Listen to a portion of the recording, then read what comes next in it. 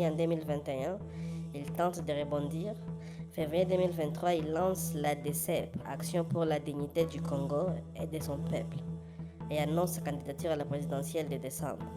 Mais les vents tournent, Tshisekedi devenu président les marginalise. Nanga fouille à Nairobi le 15 décembre 2023. 3 jours avant le scrutin, il signe l'acte de naissance de l'Alliance Fleuve Congo dans un hôtel kenyan. 17 partis politiques, 2 regroupements et une dizaine de groupes armés, le M23 en fer de lance, objectif affiché, refonder l'État, restaurer la souveraineté, mettre fin à 30 ans d'instabilité. Kinshasa hurle à la trahison, les Kenyans embarrassés refusent d'arrêter les signataires au nom de la liberté d'expression. En printemps 2024, Nanga troque la costume pour les treillis, barbe grise, casque tactique. Il pose devant les caméras aux côtés de Bertrand Bissimo et Sultani Makenga. L'AFC devient une machine de guerre.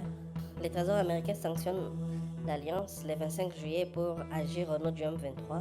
Le 8 août, un tribunal militaire de Kinshasa condamne Nanga par contumace à la peine de mort pour haute trahison, crime de guerre et insurrection. Sa femme Yvette, son oncle, 24 complices, même sentent. Une prime de 5 millions de dollars est mise sur sa tête. En janvier 2025, l'offensive éclate.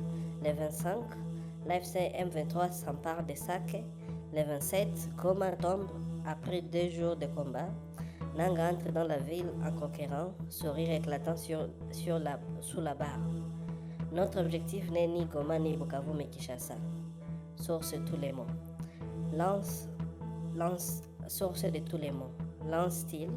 Le 30, il tient un meeting au stade de l'unité devant des milliers de gomatraciens, certains venus librement, d'autres poussés par les armes. Si le 16 février Bukavu succombe, le 9 mars, les Fronts communs de la résistance rejoignent l'AFC. Walikale Minembwe, les cartes se redessinent. Sous son commandement, l'AFC administre réouverture partielle de l'aéroport de Goma, collecte des taxes, distribution d'aide.